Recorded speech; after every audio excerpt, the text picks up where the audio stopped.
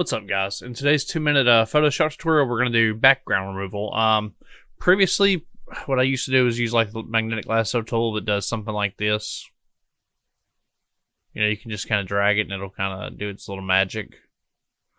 But now that Photoshop 2020 is out, there's a much better way to do it. And I'll go ahead and show you that. First step you do is you right-click the layer you're wanting to do.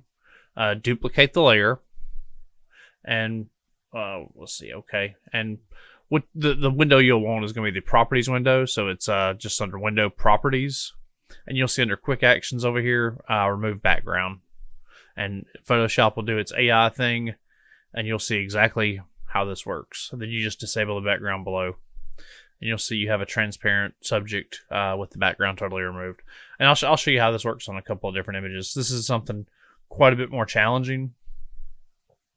So we'll go ahead and try her and see what we got there.